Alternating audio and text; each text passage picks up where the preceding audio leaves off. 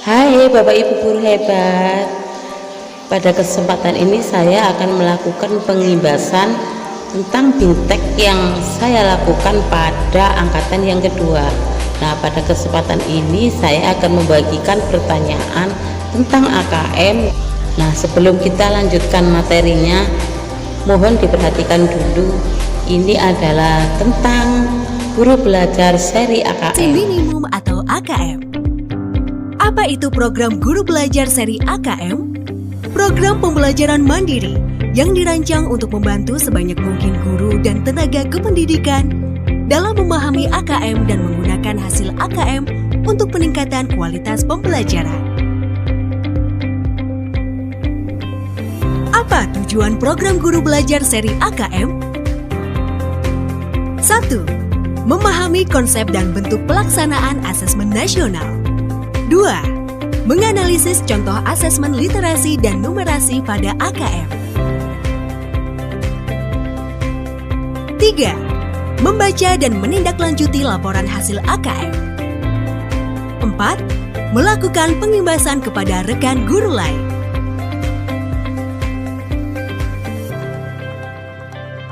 Apa serunya belajar bersama di program guru belajar seri AKM?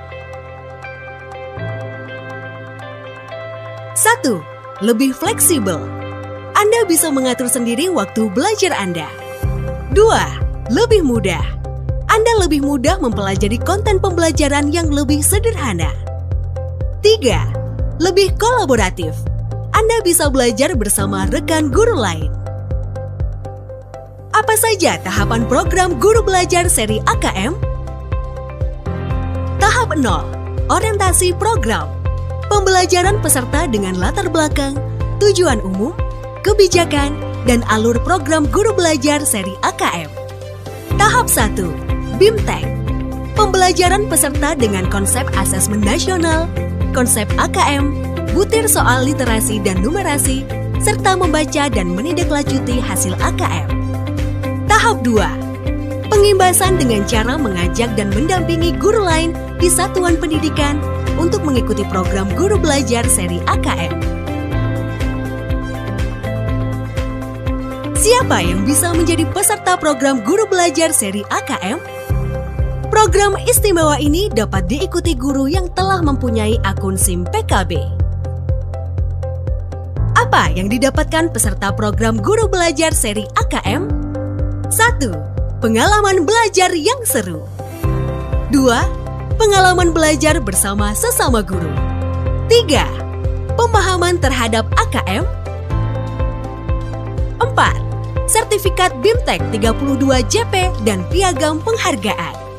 Ayo, belajar bersama pada guru belajar seri asesmen kompetensi minimum atau AKM. Kunjungi laman gurubelajar.kemdikbud.go.id. Salam Guru Belajar!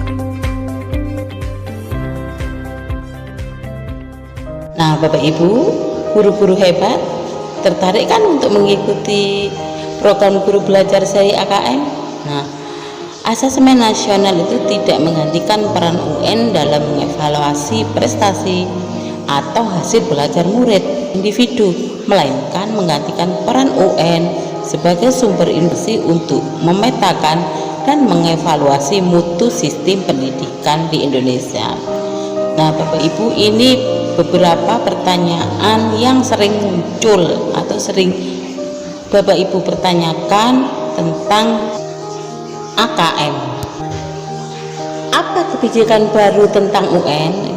Jawabannya yaitu mulai tahun 2021 UN akan diganti dengan asesmen nasional atau AKM dan survei karakter.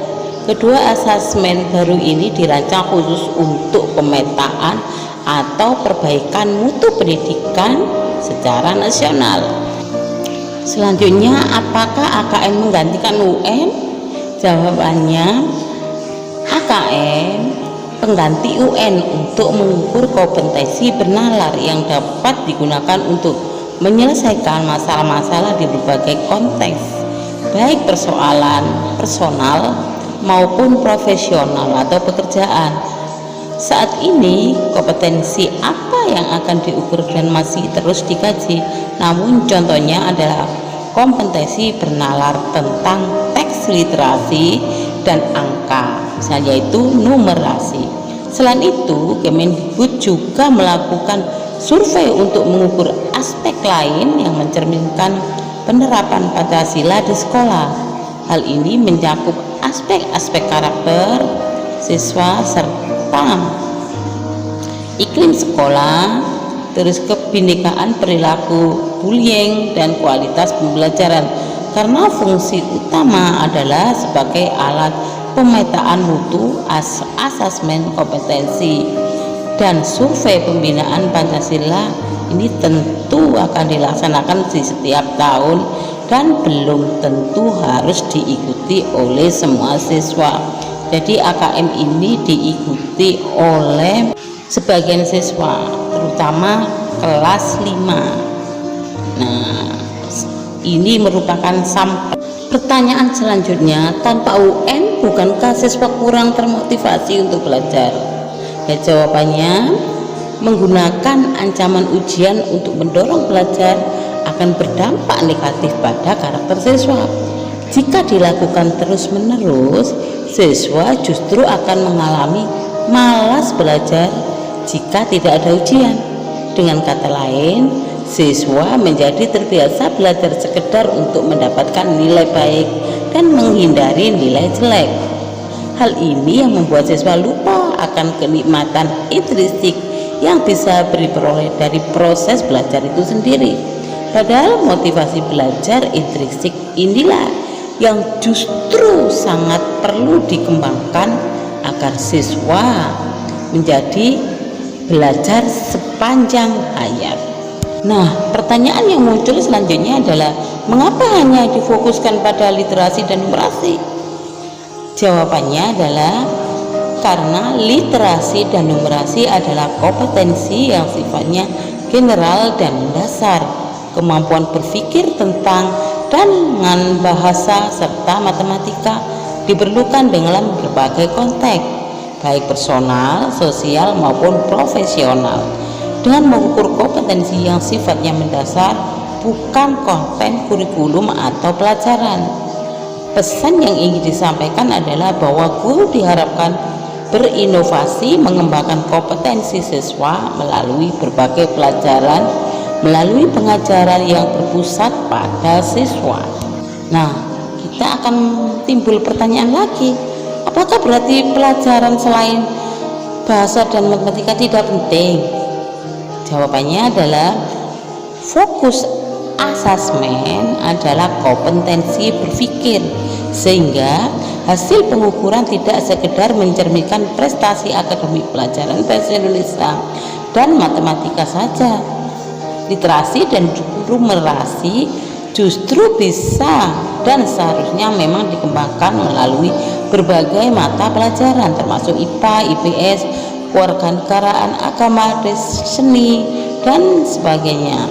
Pesan ini penting dipahami oleh guru, sekolah, siswa untuk meminimalkan resiko penyempitan kurikulum pada pelajaran bahasa Indonesia dan matematika.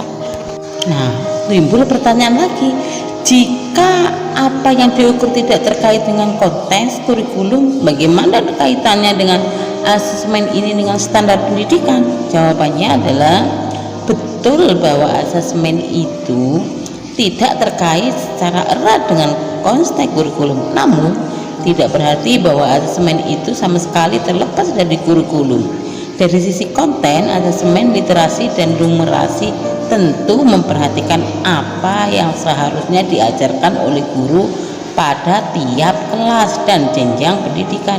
Hanya saja asesmen ini tidak dimaksud untuk mengukur penguasaan siswa atas konteks kurikulum secara keseluruhan. Nah, pada prinsipnya penguasaan kurikulum secara utuh hanya bisa dinilai oleh guru menggunakan sumber informasi yang beragam dan interaksi sehari-hari dengan siswa. Terlebih lagi kurikulum tiap sekolah bisa berbeda karena pengembangannya masing-masing kewenangan untuk mengembangkan kurikulum yang sesuai dengan visi karakteristik siswa. Nah, dari sinilah kita bisa menerapkan merdeka belajar. Nah, siapa yang akan menjadi peserta asesmen pengganti UN? Jawabannya adalah asesmen pengganti baru akan dilakukan pada siswa yang duduk di pertengahan jenjang sekolah seperti kelas 4 atau kelas 5 untuk SD, sedang kelas 8 untuk SMP dan kelas 11 untuk SMA. Nah, dengan demikian di pertengahan jenjang hasil asesmen ini bisa dimanfaatkan sekolah untuk mengidentifikasi kebutuhan belajar siswa dengan dilakukannya sejak dari jenjang SD. Hasilnya dapat menjadi deteksi dini bagi permasalahan mutu pendidikan nasional. Jadi setelah dilakukan asesmen ini bisa kita melakukan perbaikan-perbaikan di tingkat selanjutnya. Nah, bagaimana tanpa UN? Bagaimana mungkin ketercapaian standar nasional pendidikan? Nah, jawabannya adalah perlu dipahami bahwa UN itu sendiri bukan merupakan standar. UN merupakan instrumen asesmen yang membantu menilai pencapaian bagaimana standar nasional pendidikan. Karena itu menghapus UN bukan berarti menghilangkan standar pendidikan. Sebagaimana disebutkan di atas, UN akan diganti dengan asesmen yang lain yang memang dirancang sebagai alat pemetaan mutu pendidikan nasional. Hasil asesmen pengganti UN tersebut akan menjadi indikator bagi ketercapaian standar nasional pendidikan di setiap daerah. Apakah dampak asesmen pada guru dan sekolah? Jawabannya adalah analisis dan laporan hasil asesmen kompetensi akan dibuat agar bisa dimanfaatkan oleh guru dan sekolah untuk memperbaiki proses belajar mengajar. Hal ini dimungkinkan karena asesmen baru ini akan didasarkan pada model learning progression atau lintas belajar yang akan menunjukkan posisi siswa dalam tahapan perkembangan suatu kompetensi. Laporan hasil asesmen juga akan dirancang agar tidak menjadi ancaman bagi guru dan sekolah. Pemerintah menyadari bahwa baik buruknya pencapaian siswa dipengaruhi oleh faktor pengajaran atau proses di sekolah maupun faktor-faktor di luar sekolah seperti lingkungan rumah atau gaya pengasuhan orang tua. Karena itu, keberhasilan guru atau sekolah tidak akan dinilai berdasarkan level kompetensi siswa di satu waktu. Keberhasilan guru atau sekolah akan lebih didasarkan pada perubahan dan kemajuan yang dicapai dibanding waktu asesmen sebelumnya. Hasil asesmen justru akan digunakan untuk mengidentifikasi kebutuhan sekolah. Kemendikbud akan mengalokasikan dukungan, misalnya dalam bentuk alokasi SDM atau dana sesuai dengan kebutuhan setiap sekolah. Apa beda UN dan AN? Dari tujuannya, AN untuk mengevaluasi mutu terkait sistem satuan pendidikan, sedangkan UN untuk mengevaluasi capaian hasil belajar murid secara individu dari jenjang pendidikannya sama. Level untuk siswa A yang AN kelas 5, kelas 8, dan kelas 11, sedangkan untuk UN tingkat akhir tiap jenjang. Subjeknya survei siswa dipilih secara acak, sedangkan N unsur semua siswa yang ikuti UN. Modelnya soalnya pilihan ganda kompleks menjodohkan isian singkat dan uraian, sedangkan untuk UN pilihan ganda isian singkat. Sasaran penilaiannya kompleks literasi, numerasi, karakter siswa, dan kualitas iklim satuan pendidikan yang mendukung pembelajaran, sedangkan untuk UN penguasaan terhadap mata pelajaran. Salam AKM, cerdas, berkarakter, berkualitas.